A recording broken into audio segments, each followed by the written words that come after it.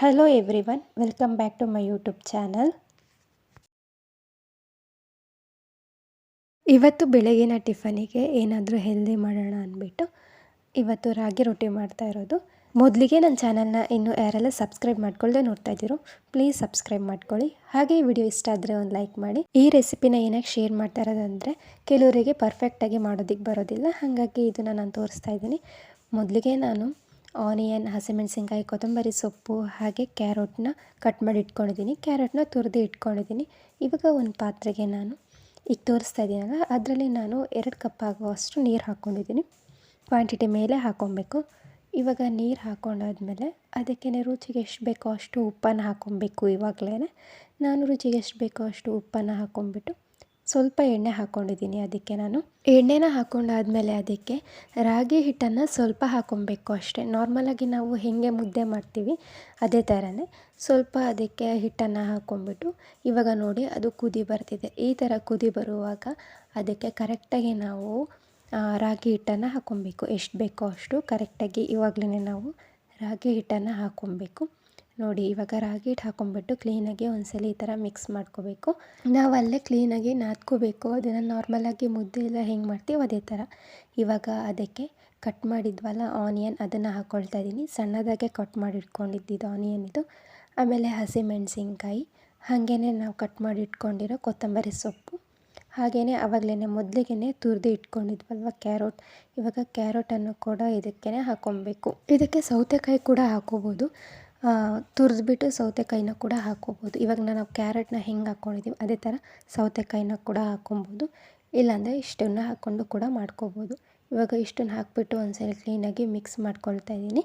ಇವಾಗ ಕ್ಲೀನಾಗಿ ಮಿಕ್ಸ್ ಮಾಡ್ಕೊಂಬಿಟ್ಟು ಒಂದು ತಟ್ಟೆ ತೊಗೊಂಡಿದ್ದೀನಿ ನಾನು. ಇವಾಗ ಅದಕ್ಕೆ ನಾವು ಹಿಟ್ಟನ್ನು ಮಾಡ್ಕೊಂಡಿದ್ವಲ್ಲ ಅದನ್ನು ಎಷ್ಟು ಬೇಕೋ ಅಷ್ಟು, ಒಂದು ರೊಟ್ಟಿಗೆ ಎಷ್ಟಾಗುತ್ತೋ ಅಷ್ಟೇ ಹಿಟ್ಟನ್ನು ತೊಗೊಂಡು ಹಾಗೆಯೇ ಕ್ಲೀನಾಗಿ ಒಂದು ತಟ್ಟೆಯಲ್ಲಿ ಚೆನ್ನಾಗಿ ನಾದ್ಕೊಳ್ತೀನಿ. ಆಮೇಲೆ ಅದನ್ನು ಮುದ್ದೆ ಥರ ರೌಂಡಾಗಿ ಮಾಡ್ಕೊಂಬಿಟ್ಟು ಇವಾಗ ಬಾಳೆ ಎಲೆಗೆ ಎಣ್ಣೆ ಹಚ್ಕೊಳ್ತಾ ಇದ್ದೀನಿ. ನೀರನ್ನು ಕೂಡ ಹಚ್ಕೋಬೋದು, ಇಲ್ಲಾಂದರೆ ಎಣ್ಣೆ ಕೂಡ ಹಚ್ಕೋಬೋದು. ನೀರನ್ನು ಹಚ್ಕೊಳ್ತೀವಿ ಅಂದರೆ ಹಚ್ಕೋಬೋದು, ಕಿತ್ತೋಗೋದಿಲ್ಲ. ಇವಾಗ ನೋಡಿ ಈ ಥರ ಮುದ್ದೆ ಮಾಡ್ಕೊಂಬಿಟ್ಟು ನಾವು ಬಾಳೆ ಎಲೆ ಮೇಲೆ ಎಣ್ಣೆ ಹಾಕ್ಕೊಂಡಿದ್ವಲ್ಲ, ಇವಾಗ ಅದಕ್ಕೆ ತಟ್ತಾ ಹೋಗಬೇಕು. ರೊಟ್ಟಿ ಹೆಂಗೆ ತಟ್ತೀವಿ ಅದೇ ಥರ. ಇದನ್ನು ನಾವು ನಾರ್ಮಲಾಗಿ ದೋಸೆ ಥರ ಮಾಡ್ತೀವಲ್ವ, ನೀರಿಗೆ ಹಿಟ್ಟು ಮತ್ತು ಎಲ್ಲ ಈರುಳ್ಳಿ, ಹಸಿಮೆಣಸಿನ್ಕಾಯಿ, ಕೊತ್ತಂಬರಿ ಸೊಪ್ಪು ಎಲ್ಲ ಹಾಕ್ಬಿಟ್ಟು ದೋಸೆ ಥರ. ಈವನ್ ಅದ್ರ ಟೇಸ್ಟೇ ಬೇರೆ, ಇದ್ರ ಟೇಸ್ಟೇ ಬೇರೆ. ಹಾಗಾಗಿ ನಾನು ಈ ಥರ ಮಾಡ್ತಾಯಿದ್ದೀನಿ. ಇವಾಗ ಕ್ಲೀನಾಗಿ ಅದನ್ನು ತಟ್ಕೋಬೇಕು. ನಾವು ರೊಟ್ಟಿ ಎಲ್ಲ ಹೆಂಗೆ ತಟ್ತೀವಿ ಅದೇ ಥರ ತಟ್ಕೋಬೇಕು. ಹಾಗೆಯೇ ಸೈಡಲ್ಲಿ ನಾನು ಸ್ವಲ್ಪ ನೀರನ್ನು ಕೂಡ ಇಟ್ಕೊಂಡಿದ್ದೀನಿ. ಕೈಗೆ ನೀರನ್ನು ಮಾಡಿಕೊಂಡು ಹಾಗೆ ತಟ್ತಾ ಇದ್ದರೆ ಕಿತ್ತೋಗೋದು ಇಲ್ಲ, ಚೆನ್ನಾಗಿ ಬರುತ್ತೆ. ಎಷ್ಟು ದೊಡ್ಡ ಬೇಕಾದರೂ ತಟ್ಬೋದು, ಹಾಗೆಯೇ ಎಷ್ಟು ತೆಳುಗೆ ಬೇಕಾದರೂ ತಟ್ಬೋದು, ಚೆನ್ನಾಗೇ ಬರುತ್ತೆ. ಇವಾಗ ನಾನು ಬಾಳೆ ಎಲೆ ಮೇಲೆ ಕ್ಲೀನಾಗಿ ತಟ್ಕೊಳ್ತಾ ಇದ್ದೀನಿ. ನೋಡಿ ಒಂಚೂರು ಕಿತ್ತೋಗ್ತಿಲ್ಲ, ಕ್ಲೀನಾಗೆ ಬರ್ತಾಯಿದೆ. ಆವಾಗವಾಗ ನಾನು ಕೈನ ನೀರು ಮಾಡಿಕೊಂಡು ಹಾಗೆ ತಟ್ತಾಯಿದ್ದೀನಿ.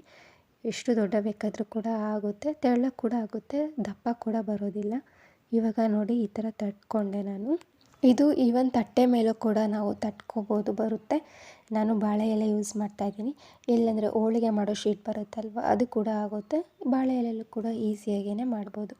ಇವಾಗ ಹಂಚನ್ನು ಕೂಡ ನಾನು ಕಾಯಕ್ಕೆ ಇಟ್ಕೊಂಡು ಅದಕ್ಕೆ ಸ್ವಲ್ಪ ಎಣ್ಣೆ ಹಾಕ್ಕೊಂಬಿಟ್ಟು ಇವಾಗ ನಾನು ಆವಾಗ ರೊಟ್ಟಿ ತಟ್ಟಿದ್ನಲ್ಲ, ಇವಾಗ ಅದನ್ನು ಹಾಕ್ಕೊಳ್ತಾ ಇದ್ದೀನಿ. ನೋಡಿ ಹಾಗೇ ಕೈಯಲ್ಲೇ ತೆಗಿಬೋದು, ಅಷ್ಟು ಚೆನ್ನಾಗಿ ಬಂದಿತ್ತು. ಇವಾಗ ನೋಡಿ ರೊಟ್ಟಿನೂ ಕೂಡ ರೆಡಿ ಆಯಿತು. ಈ ಥರ ಬಂದಿದೆ, ಚೆನ್ನಾಗಿತ್ತು ಟೇಸ್ಟ್ ಕೂಡ. ಅದ್ರ ಜೊತೆಗೆ ಕಾಯಿ ಚಟ್ನಿ ಕೂಡ ಚೆನ್ನಾಗಾಗುತ್ತೆ. ಇದು ಹೆಲ್ತಿಗೂ ಕೂಡ ಒಳ್ಳೆಯದು, ಹಾಗೆಯೇ ಬೇಗ ಕೂಡ ಆಗಿಬಿಡುತ್ತೆ, ತುಂಬಾ ಟೇಸ್ಟಿಯಾಗೂ ಕೂಡ ಇರುತ್ತೆ. ಇವತ್ತಿನ ವಿಡಿಯೋ ಇಷ್ಟೇ. ಇನ್ನು ನೆಕ್ಸ್ಟ್ ವಿಡಿಯೋಲಿ ಸಿಗೋಣ. Thank you for watching.